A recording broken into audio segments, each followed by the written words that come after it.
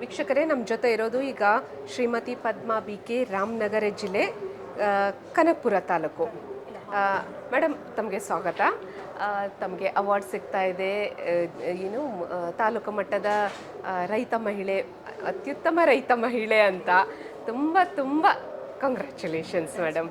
ಹೇಗೆ ಅನ್ನಿಸ್ತಾ ಇದೆ ನಿಮಗೆ? ತುಂಬಾ ಖುಷಿ ಅನ್ನಿಸ್ತಿದೆ. ಇನ್ನು ಮುಂದಕ್ಕೆ ಇನ್ನೂ ಸಾಧನೆ ಮಾಡಬೇಕು ಅಂತ ಒಂದು ಹುಮ್ಮಸ್ಸು ತೋರಿಸಿದೆ ಇದರಿಂದ. ನಿಮ್ಮ ಹುಮ್ಮಸ್ಸೇ ನಮಗೆ ಸ್ಫೂರ್ತಿ ಮೇಡಮ್. ಆಯಿತು, ಈಗ ನಿಮ್ಮ ಮನೇಲಿ ಯಾರ್ಯಾರಿದ್ದಾರೆ ಮೇಡಮ್? ಯಾರ್ಯಾರು ಕೆಲಸ ಮಾಡ್ತಾರೆ ಇದರಲ್ಲಿ? ನಾವು ಗಂಡ ಹೆಂಡತಿ ಕೆಲಸ ಮಾಡ್ತೇವೆ. ಓ, ಇಬ್ಬರು. ಮಕ್ಕಳೆಲ್ಲ ಬೆಂಗಳೂರಲ್ಲಿ ಓದ್ತಿದ್ದಾರೆ. ಓ, ಹೌದಾ? ಜಮೀನು ಎಷ್ಟಿರ್ಬೋದು ಮೇಡಮ್? 2 ಎಕರೆ. 2 ಎಕರೆಯಲ್ಲಿ ಇಷ್ಟೊಂದು ಸಾಧನೆ ಮಾಡಿದ್ದೀರಾ. ಅದ್ರ ಬಗ್ಗೆ ಏನಾದರೂ ಒಂದು ಸ್ವಲ್ಪ ಮಾಹಿತಿ ಕೊಡಿ. ಅದ್ರ ಬಗ್ಗೆ ಅಂತಂದರೆ, ನಾವು ಆ್ಯಕ್ಚುಲಿ ಮೂಲತಃ ಬೆಂಗಳೂರವರು. ಈಗ ಕೊರೋನಾ ಟೈಮಲ್ಲಿ ಹಳ್ಳಿ ಬಂದಿದ್ದು. ಹಳ್ಳಿ ವಾತಾವರಣ ಇಷ್ಟ ಆಯಿತು ಅಂತೇಳಿ ನಾವು ಇಲ್ಲೇ ಸೆಟ್ಲ್ ಆದ್ವಿ. ಫಸ್ಟ್ ಕುರಿ ಮೇಕೆ ಫಾರಮ್ ಸ್ಟಾರ್ಟ್ ಮಾಡಿದ್ವಿ. ಆಮೇಲೆ ಹಾಗಾಗಿ ಹೈನುಗಾರಿಕೆ ಶುರು ಮಾಡ್ಕೊಂಡ್ವಿ. ಹೈನುಗಾರಿಕೆ ಜೊತೆಗೆ ತರಕಾರಿಗಳು ಶುರು ಮಾಡಿ ಅದರಲ್ಲಿ ಬೆಡ್ ಸಿಸ್ಟಮ್ ಅಂತ ಈಗ ಹೊಸ ಇದು ಮಾಡ್ತಿದ್ದಾರೆ. ಒಂದೇ ಮಡಿಲಿ ಒಂದು 25 ಥರ ತರಕಾರಿ, ಸೊಪ್ಪು ಎಲ್ಲ ತೆಗೆದು ಅದನ್ನು ಮಾಡ್ತಾ ಇದ್ದೀನಿ ಈಗ.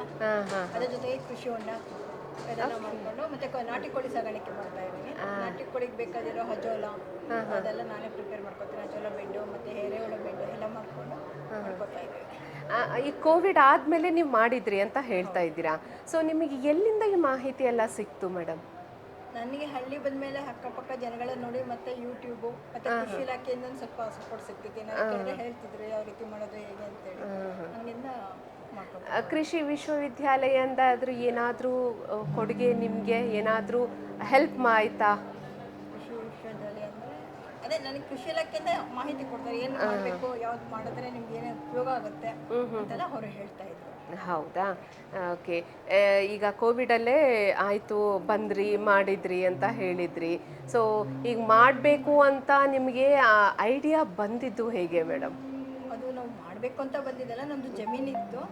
ಕೋವಿಡ್ ಟೈಮಲ್ಲಿ ಏನು ಸಿಗ್ತಾ ಇರಲಿಲ್ಲ. ಕಷ್ಟ ಅಂತೇಳಿ ಅಲ್ಲಿ ಬಂದು ನಾವು ನಾಟಿ ಮತ್ತೆ ಕುರಿ ಫಾರಮ್ ಸ್ಟಾರ್ಟ್ ಮಾಡಿದ್ವಿ ಫಸ್ಟ್. ಕೋಳಿ ಫಾರಮ್, ಕೋಳಿ ಮತ್ತೆ ಕುರಿ ಫಾರಮ್ ಸ್ಟಾರ್ಟ್ ಆಮೇಲೆ ಅದರ ಜೊತೆಲೆ ಹಾಗಾಗಿ ಒಂದೊಂದೇ ಮಾಡ್ಕೊತಾ ಹೋದ್ರಿ. ಈ ಕೋಳಿ ಫಾರ್ಮ್ ಎಲ್ಲ ಸ್ಟಾರ್ಟ್ ಮಾಡಕ್ಕೆ ನಿಮ್ಗೆ ಎಲ್ಲಿಂದ ಇದು ರಿಸೋರ್ಸಸ್ ಎಲ್ಲ ಎಲ್ಲಿಂದ ಸಿಕ್ಕಿತ್ತು? ಕೋವಿಡ್ ಟೈಮಲ್ಲಿ ನಾನ್ ವೆಜ್ ತಿಂದ್ರೆ ಬಾಡಿ ಇಮ್ಯುನಿಟಿ ಜಾಸ್ತಿ ಆಗುತ್ತೆ ಅನ್ನೋ ಒಂದು ಕಾನ್ಸೆಪ್ಟ್ ಇತ್ತಲ್ಲ. ಹಾಗಾಗಿ ಅದನ್ನ ಮಾಡಿದ್ರೆ ಒಳ್ಳೆ ಬಿಸ್ನೆಸ್ ಮಾಡಬಹುದು ಅಂತೇಳಿ ಸ್ಟಾರ್ಟಿಂಗ್ ಅದನ್ನು ಶುರು ಮಾಡಿದ್ವಿ. ಒಳ್ಳೇದು. ಇದಾದ್ಮೇಲೆ ಮಿಕ್ಕಿದ ತರಕಾರಿ ಅದನ್ನೆಲ್ಲ ಬೆಳೆಗೆ ಶುರು ಮಾಡಿದ್ರಿ. ಹಾಲಿಗೋಸ್ಕರ ಒಂದು ಹಸು ಶುರು ಮಾಡಿದ್ವಿ. ಈಗ ನಮ್ಮ ಕೊಟ್ಟಿಗೆಲ್ಲ 13 ಹಸುಗಳಿದಾವೆ. ಓ, ಗ್ರೇಟ್. ಅದಾದ್ಮೇಲೆ ತರಕಾರಿಗಿಂತ ಮನೆ ಮಟ್ಟಿಗೆ ತರಕಾರಿ ಬೆಳ್ಕೊತೀವಿ, ಬಟ್ ಆರ್ಗ್ಯಾನಿಕ್ ಆಗಿ ಬೆಳೀತಾ ಇದ್ದೀರಾ? ಆರ್ಗ್ಯಾನಿಕ್ ಆಗಿ ಬೆಳೆದ ಅದನ್ನ ಜನ ನೋಡಿ ಇಷ್ಟಪಟ್ಟು ಬೇಕು ಅಂತ ಮಾಡಿದ್ರೆ ಸ್ವಲ್ಪ ಅದನ್ನ ಜಾಸ್ತಿ ಮಾಡ್ಕೊತಾ ಹೋದೆ. ಅದಕ್ಕೋಸ್ಕರನೇ ಬೇಕು ಅಂತೇಳಿ ಮತ್ತೆ ಹಳಕಾರು, ಮಲೆನಾಡು ಗಿಡ, ಹಸುಗಳು ತಗೊಂಡು ಪೂರ್ತಿ ಆರ್ಗ್ಯಾನಿಕ್ ಆಗಿ ಮಾಡ್ತಾ ಇದ್ದೀವಿ. ಈಗ ಮಾರ್ಕೆಟಿಂಗ್ ಹೇಗೆ ಮಾಡ್ತಾ ಇದ್ದೀರಾ ಮೇಡಮ್? ಮಾರ್ಕೆಟಿಂಗ್ ಅಂದರೆ ನನಗೆ ಒಂದು Kanakapura organic producer company share holder ಆಗಿದ್ದೀನಿ. ಅಚ್ಚಾ, FPOದು ಶೇರ್ ಹೋಲ್ಡರ್ ಇದ್ದೀರಾ? ಅವ್ರು ಬಂದು ನನ್ನ ಪಪ್ಪಾಯ ಮತ್ತೆ ಐಟಮ್ಸ್ ಎಲ್ಲ ರಾಗಿ ಕಣ ಸಂತೆ ಹೋಗುತ್ತೆ, ಈವೆನ್ಸ್ ಅವ್ರು ಕಲೆಕ್ಟ್ ಮಾಡ್ಕೋತಾರೆ. ಮತ್ತೆ ಅಕ್ಕಪಕ್ಕ ಹಂಗೆ ಪರಿಚಯ ಆಗಿ ಅಲ್ಲೇ ಬಂದು ತಗೋತಾರೆ. ಅಲ್ಲೇ ಹಾರ್ವೆಸ್ಟ್ ಮಾಡ್ಕೊಡೋದ್ರಿಂದ ಇಷ್ಟಪಟ್ಟು ತಗೊಂಡು ಹೋಗ್ತಾರೆ. ಅಚ್ಚಾ ಮೇಡಮ್, ಈ ಜರ್ನಿಯಲ್ಲಿ ನಿಮ್ಮದು ಅವಾರ್ಡ್ ತಗೊಳಕ್ ಬರೋವರೆಗೂ ನೀವು ಕೋವಿಡಿಂದ ಹಿಡ್ಬಿಟ್ಟು ಮಧ್ಯದಲ್ಲಿ ನಿಮ್ಗೆ ಏನೆಲ್ಲ ಕಷ್ಟಗಳು ಬಂದಿರ್ತವೆ, ಅದ್ರ ಬಗ್ಗೆ ಏನಾದರೂ ಒಂದು ಸ್ವಲ್ಪ. ಫಸ್ಟ್ ಸ್ಟಾರ್ಟಿಂಗ್ ಬಂದಾಗ ನಮಗೆ ನಾವು ಕೋಳಿ ಸ್ಟಾರ್ಟ್ ಮಾಡಿದಾಗ ಕೋಳಿಲೂ ತುಂಬ ವೆರೈಟೀಸ್ ಇದೆ. ನಾಟಿ ಮತ್ತೆ ಮಧ್ಯಮ ತಳಿಗಳ, ಮೈಸೂರು ತಳಿ ಅಂತಲೇ ನಾವು ರೇಟನ್ನು ನಾನು ಸಾಕ್ತಿದ್ದೆ ಇಲ್ಲಿ GKVK ನನ್ನ ಮರಿಗಳು ತೊಗೊಂಡು ಪ್ಯೂರ್ ನಾಟಿ ಕೋಳಿ ಸಾಕ್ತಾ ಇದ್ದಿದ್ದು. GKVK ತಗೊಂಡು ಹೋಗಿದ್ರಿ? ಸ್ವಲ್ಪ ತಗೊಂಡ್ ಮಾಡಿದೆ. ಆಮೇಲೆ ಮೊಟ್ಟೆ ಪರ್ಪಸ್ಸಿಗೆ ಜಾಸ್ತಿ ಬಂತು, ಬೇಡಿಕೆ ಬಂತು ಪ್ಯೂರ್ ನಾಟಿ ಮೊಟ್ಟೆ ಅಂತೇಳಿ. ಮೊಟ್ಟೆ ಕೋಳಿಗಳನ್ನ ನಾನು ಸಾವಯವ ರೀತಿಯಲ್ಲಿ ಸಾಕ್ತಾ ಇರೋದು, ಯಾವುದೇ ಹಾಗನೇ ಇದು ಫುಡ್ಸ್ ಯೂಸ್ ಮಾಡ್ತಿಲ್ಲ. ಅದನ್ನ ಮಾಡ್ತಾ ಹೋದಾಗ ಬರ್ತು ಇದರಲ್ಲಿ ಹಾಲು 200-300 ರೂಪಾಯಿ ಕೊಡ್ತಾರೆ, ನೀವು 500 ರೂಪಾಯಿ ಹೇಳ್ತೀರಾ ಹಾಗೆ ಹೀಗೆ ಅಂತೇಳಿ. ಬಟ್ ನನ್ನ ಇದನ್ನ ಬಿಡ್ಲಿಲ್ಲ. ನಾನು ಸಾಕ್ತಿರೋದು ನಾಟಿ ಕೋಳಿ ಮತ್ತೆ ಸಾವಯವ ರೀತಿಲಿ. ಹಾಗಾಗಿ ನಾನು ಬೆಂಗಳೂರು ಮತ್ತೆ ಕನಕಪುರ ಅಲ್ಲಿಂದ ಬಂದು ನಾನು ತಗೊಂಡು ಸೆಂಟ್ರಲ್ ಪ್ಲೇಸ್ ಬಂದು ತಗೊಂಡು ಹೋಗ್ತಾರೆ. ಇವತ್ತಿನ ನಾನು 550 ರೂಪಾಯಿ ಕೆಜಿ ಕೋಳಿ ಮಾರ್ತಿದ್ದೀನಿ. ಮೊಟ್ಟೆ ಬಂದೆ 14-15 ರೂಪಾಯಿ ಮಾರ್ತೀವಿ. ಅಷ್ಟು ಬೇಡಿಕೆ ಇದೆ. ಮೈಸೂರು ಮಲ್ಲಿಗೂ ತಗೊಂಡು ಹೋಗ್ತಾರೆ ನಾವು. ಮೈಸೂರು ಮಲ್ಲಿಗೆನೂ ಹಾಕಿದ್ದೀರಾ ನೀವು? ಅದು ತುಂಬಾ ಚೆನ್ನಾಗಿದೆ, ಕ್ವಾಂಟಿಟಿ ಕ್ವಾಲಿಟಿ ಅಂತೆಲ್ಲ ಇದು ಮಾಡಿದ್ದಾರೆ. ಹಂಗಾಗಿ ಎಂಕರೇಜ್ ಬಂದು ಇನ್ನೂ ಕಂಟಿನ್ಯೂ ಮಾಡ್ತಾ ಹೋಗ್ಬೇಕು, ಇನ್ನೂ ಮಾಡಬೇಕು ಅನ್ನೋದು. ಅದೇ ಹಾಂ. ಮತ್ತು ತರಕಾರಿಯಲ್ಲಿ ಯಾವ್ದು ನೀವು ಮಾರ್ಕೆಟ್ ಮಾಡ್ತೀರಾ ಮೇಡಮ್? ಮನೆಗೆ ಬಿಟ್ಬಿಟ್ಟು ಆಚೆ ಮಾರುಕಟ್ಟೆಗೆ ತರಕ್ಕೆ ರೆಗ್ಯುಲರಾಗಿ ಮಾಡೋದು ಬೇಗ ಒಂದು 45 to 50 ಡೇಸ್ ಅಲ್ಲಿ ಬರೋ ಅಂಥವು, ಮತ್ತೆ ಹಾಳಾಗಲ್ಲ 2 ದಿನ ಇಟ್ಟರು ಅಂತ.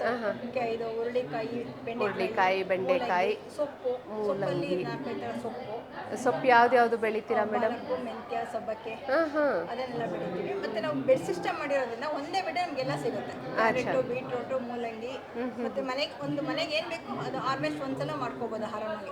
ಹಸಿಮೆಣಸಿಂದ ಹಿಡಿದು ಸೊಪ್ಪಿಂದ ತರಕಾರಿ, ಗೆಡ್ಡೆ ತರಕಾರಿಗಳು ಎಲ್ಲ ತಕ್ಕೋಬಹುದು. ಇತ್ತೀಚೆಗೆಲ್ಲ ರೈತರದು ಕಂಪ್ಲೇಂಟ್ ಏನಂತಂದ್ರೆ ಮಾರ್ಕೆಟೇ ನಮಗೆ ಸಿಗ್ತಾ ಇಲ್ಲ ಅಂತ. ತಮಗೆ ಆ ಪ್ರಾಬ್ಲಮ್ ಏನೂ ಇಲ್ಲ?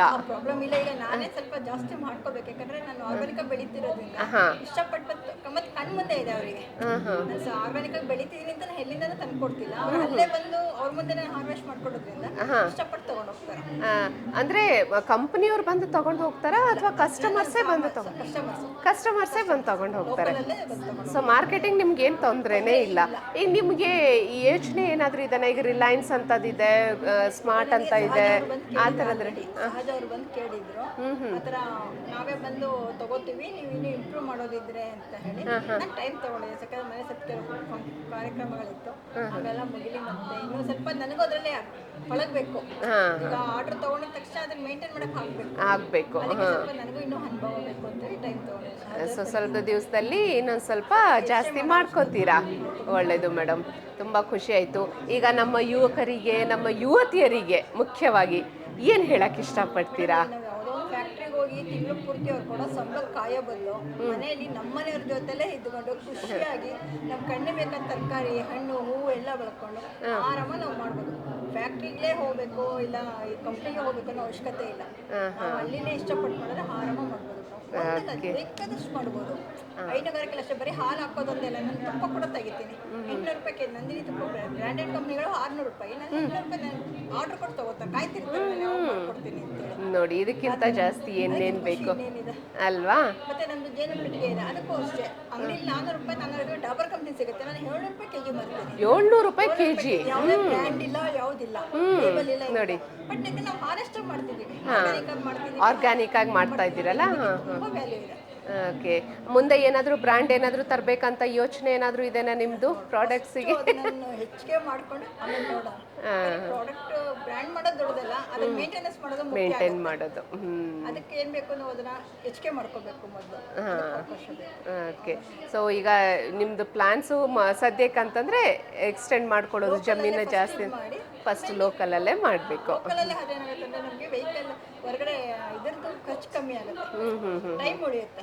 ಮಾರ್ಕೆಟಿಂಗ್ ಮಾಡಬೇಕು ಅಂದರೆ ಅದಕ್ಕಿಂತ ಜನ ಬೇಕು. ಈಗ ನನ್ನ ಗಂಡ ಇಬ್ಬರೇ ಮಾಡ್ತಾ ಇರೋದು, ನಾವು ಯಾರು ಡಿಪೆಂಡ್ ಆಗಿಲ್ಲ. ಅಂದರೆ ನೀವು ಇಬ್ಬರೇ ಮಾಡ್ತಾ ಇದ್ದೀರಾ?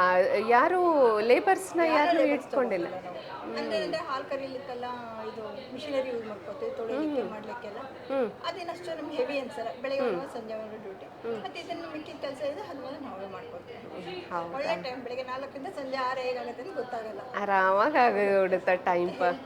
ಎಲ್ಲ ಫ್ರೆಶ್ ಆಗಿ ತಿಂತೀವಿ, ಹಾಲು ಮೊಸರು, ಅದು ತುಂಬ ಖುಷಿ ಇದೆ. ತುಂಬ ಖುಷಿ ಆಯಿತು ಮೇಡಮ್ ನಿಮ್ಮ ಜೊತೆ ಮಾತಾಡಿ. ಪದ್ಮಾ ಅವರೇ, ನೀವು ಇಲ್ಲಿ ಬಂದಿದ್ದಕ್ಕೆ ನಮಗಲ್ಲ, ನಮ್ಮ ಕೃಷಿ ವಿಶ್ವವಿದ್ಯಾಲಯಕ್ಕೆ ಹೆಮ್ಮೆ.